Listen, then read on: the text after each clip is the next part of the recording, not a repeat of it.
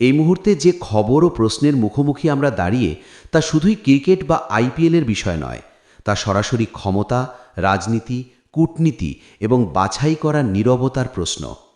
Shahrukh Khan, Kolkata night Riders এবং BCCI এই তিনটি নামকে কেন্দ্র করে যে ঘটনাপ্রবাহ সামনে এসেছে তা ভারতের গণতান্ত্রিক চরিত্র, ক্রীড়া প্রশাসনের স্বাধীনতা এবং সরকারের বিদেশ নীতিকে একসঙ্গে কাঠগড়ায় দাঁড় করিয়ে দিয়েছে। ঘটনার শুরুটা আপাতদৃষ্টিতে খুব সাধারণ। আইপিএলের জন্য কলকাতা নাইট রাইডার্স তাদের দলে নিয়েছিল বাংলাদেশের বাঁহাতি পেসার মুস্তাফিজুর রহমানকে। আন্তর্জাতিক ক্রিকেটে পরিচিত, অভিজ্ঞ, কার্যকর এক বোলার। নিলামে প্রায় 9,20,00,000 টাকার বিনিময়ে তাকে দলে নেওয়া হয়। আইপিএল মানেই তো আন্তর্জাতিক প্রতিভার মেলবন্ধন।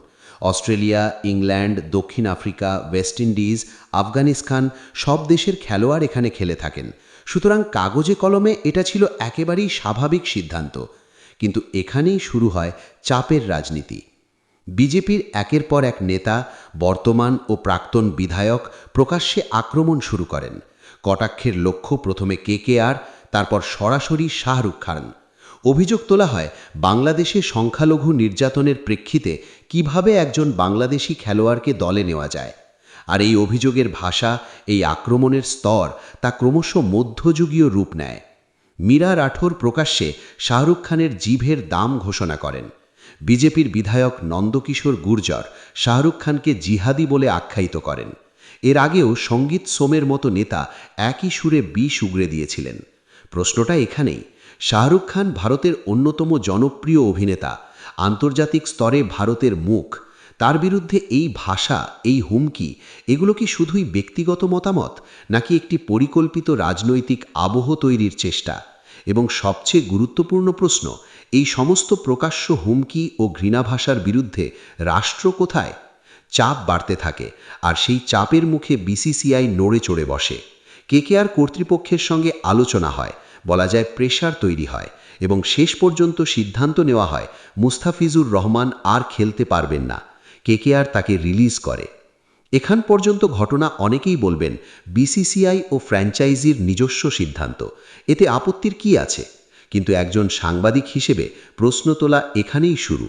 কারণ বিসিসিআই কি সত্যিই স্বাধীনভাবে এই সিদ্ধান্ত নিল, নাকি রাজনৈতিক চাপের কাছে নতি স্বীকার করল?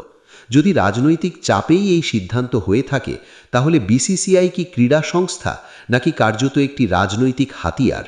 আরও গভীরে গেলে দ্বিচারিতার প্রশ্ন আরও স্পষ্ট হয়।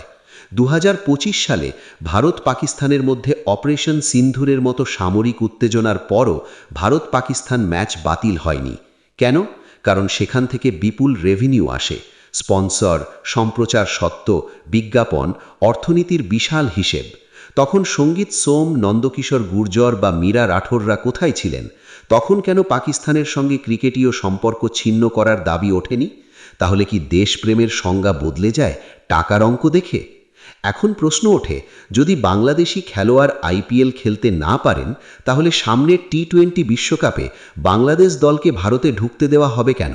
বিসিসিআই কি সেই সিদ্ধান্ত নেবে, নাকি এখানে আবার ভিন্ন মাপকাঠি চলবে? যদি যুক্তি হয় বাংলাদেশে সংখ্যালঘুদের ওপর অত্যাচারের কারণে এই সিদ্ধান্ত, তাহলে সেটার ধারাবাহিকতা কোথায়? পুরো দলকে ব্যান করা হবে কি, নাকি শুধু একটি ফ্র্যাঞ্চাইজিকে রাজনৈতিক বলি দেওয়াই যথেষ্ট? আরও একটি গুরুত্বপূর্ণ দিক আছে। কলকাতা নাইট রাইডার্সের মালিকানা শুধু শাহরুখ খানের নয়, তার সঙ্গে আছেন জুহি চাওলা ও তার স্বামী। কিন্তু আক্রমণ হচ্ছে শুধু শাহরুখ খানকে লক্ষ্য করে। কেন? জুহি চাওলা তো একই ফ্র্যাঞ্চাইজির মালিক, তিনিও সিদ্ধান্তের অংশ। তাহলে তার বিরুদ্ধে কেন কোনো কটাক্ষ নেই? উত্তরটা স্পষ্ট, নাম খান, পরিচয় সংখ্যালঘু। এখানে ক্রিকেট নয়, এখানে পরিচয়ের রাজনীতি। এখন আসি আরও গভীর এক স্তরে। এই পুরো ঘটনাপ্রবাহ কি ভারতের বিদেশ নীতিকেও প্রশ্নের মুখে ফেলছে না? এই মুহূর্তে বাংলাদেশ নিয়ে ভারতের কূটনৈতিক তৎপরতা অত্যন্ত সংবেদনশীল। তারেক রহমান, বিএনপির নেতা, খালেদা জিয়ার পুত্র, দীর্ঘদিন পর বাংলাদেশে ফিরেছেন। নির্বাচন সামনে। ভারতের বিদেশমন্ত্রী এস জয়শঙ্কর সম্প্রতি তার সঙ্গে সাক্ষাৎ করেছেন, প্রধানমন্ত্রীর লেখা চিঠি পৌঁছে দিয়েছেন।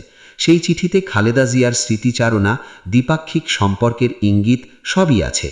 একই সঙ্গে শেখ হাসিনাও এখনও ভারতে অবস্থান করছেন। অর্থাৎ ভারত সরকার স্পষ্টভাবে বাংলাদেশ রাষ্ট্রের সঙ্গে যোগাযোগ ও সম্পর্ক বজায় রাখার পথে হাঁটছে। তাহলে প্রশ্নটা দাঁড়ায়, বিজেপির কিছু নেতা যেভাবে শাহরুখ খানকে আক্রমণ করছেন, বাংলাদেশি খেলোয়াড়কে নিয়ে বিষ ছড়াচ্ছেন, তারা আদতে মোদী সরকারের বিদেশ নীতির বিরোধিতা করছেন না? একদিকে কূটনৈতিক স্তরে সম্পর্ক স্বাভাবিক রাখার চেষ্টা, অন্যদিকে ঘরোয়া রাজনীতিতে সেই দেশকে নিশানা করে ঘৃণার রাজনীতি। এই দ্বিচারিতা কি ভারতের ভাবমূর্তিকে ক্ষতিগ্রস্ত করছে না? বিসিসিআই এর সিদ্ধান্ত হয়তো একটি খেলোয়াড়কে সরিয়ে দিতে পেরেছে, কিন্তু প্রশ্ন থেকে যাচ্ছে, এই সিদ্ধান্ত কি ভবিষ্যতে একইভাবে কার্যকর হবে, নাকি এটি ছিল পরিস্থিতিগত বলি? আজ মুস্তাফিজুর রহমান, কাল কি অন্য কেউ? আর এই পুরো প্রক্রিয়ায় রাষ্ট্র কি তার নাগরিক শাহরুখ খানকে রক্ষা করতে পেরেছে? একজন ভারতীয় নাগরিককে প্রকাশ্যে হুমকি দেওয়া হলো, তার বিরুদ্ধে ঘৃণা ভাষা ব্যবহার হলো, কিন্তু শাস্তি কোথায়?